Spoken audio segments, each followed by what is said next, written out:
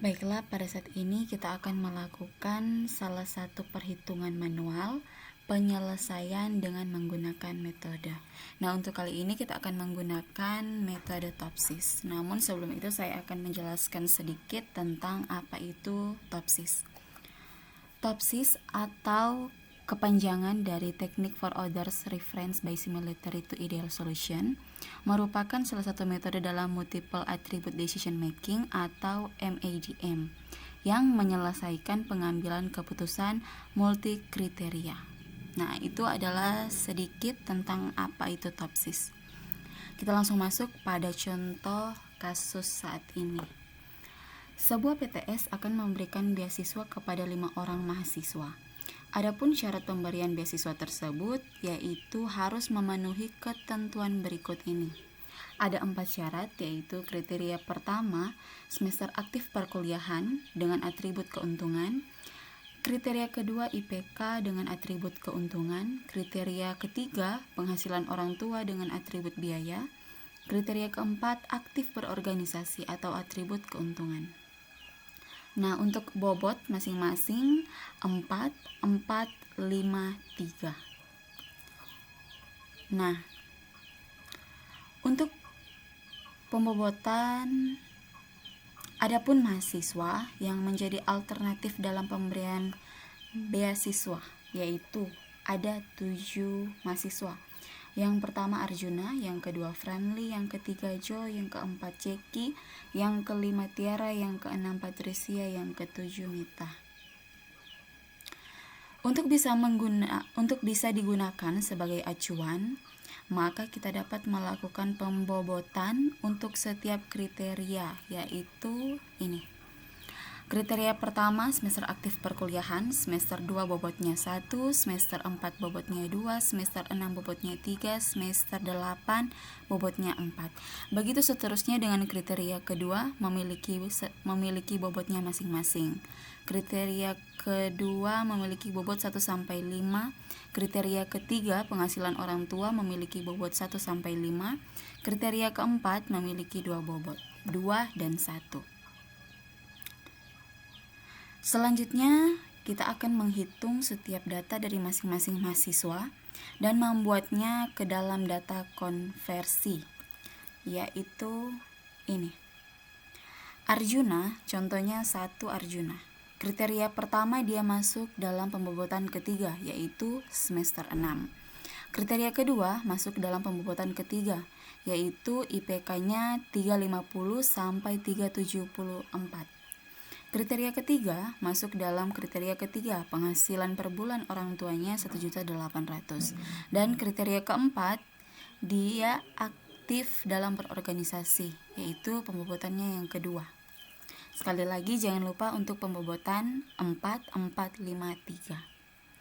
Setelah itu kita akan melakukan data konversi yang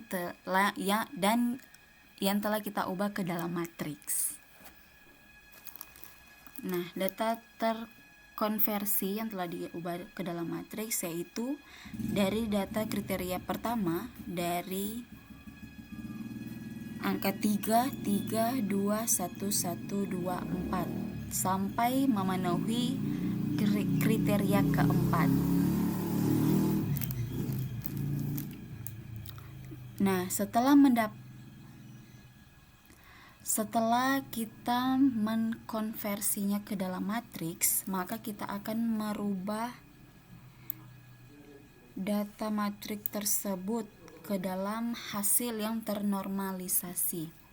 Namun, untuk mengubah ke dalam data yang ternormalisasi, kita harus menggunakan rumus, yaitu rumus mutlak XN sama dengan akar sigma X IJ akar 2 pangkat 2 I sama dengan 1 sampai M. Untuk mencari nilai mutlak, X mutlaknya, kita gunakan rumus ini. X1 sama dengan akar 3 pangkat 2, karena rumusnya pangkat 2 jadi kita pangkatkan 2. 3 pangkat 2 ditambah 3 pangkat 2 ditambah 2 pangkat 2 ditambah 1 pangkat 2 ditambah 1 pangkat 2 ditambah 2 pangkat 2 ditambah 4 pangkat 2 dan seterusnya. Maka hasil yang telah didapat dari X1 yaitu 6,6332. Begitu seterusnya sampai mendapat hasil sampai ke X4. Nah, dari hasil ternormalisasi tersebut kita buat dalam matriks terbobot.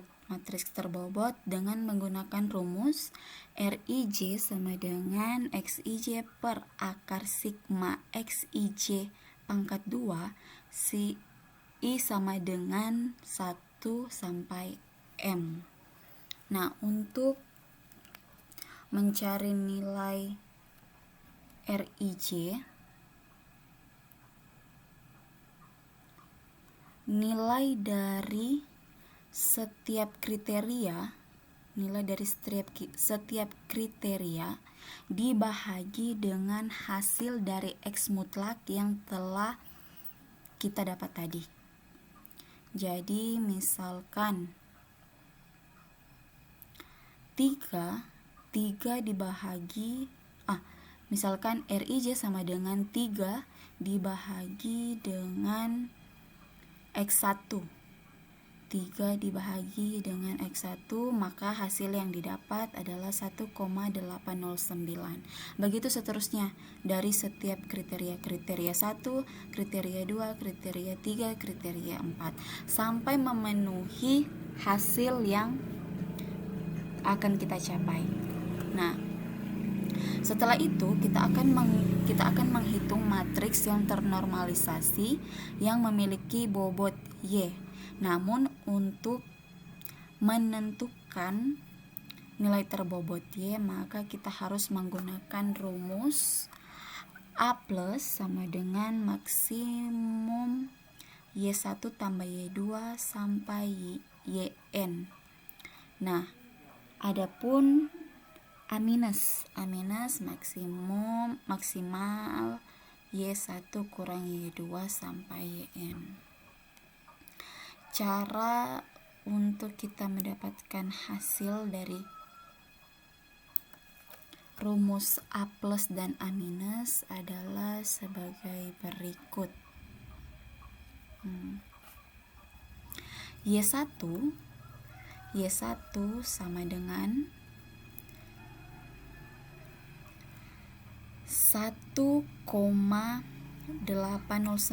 ditambah 1,089 ditambah 1,206 ditambah 0,603 ditambah 0,603 ditambah 1,206 ditambah 2,412 dan seterusnya. Jadi setiap kriteria dijumlahkan, maka setiap hasil dijumlahkan itu akan mendapat nilai Y. Nah, di sini setelah kita mendapatkan hasil dari rumus ini, maka kita jumlahkan. Untuk A plus hasilnya ada ini 2,412, 2,466, 0,6509, 1,2792. Nah, jangan lupa untuk mencari nilai dari A minus.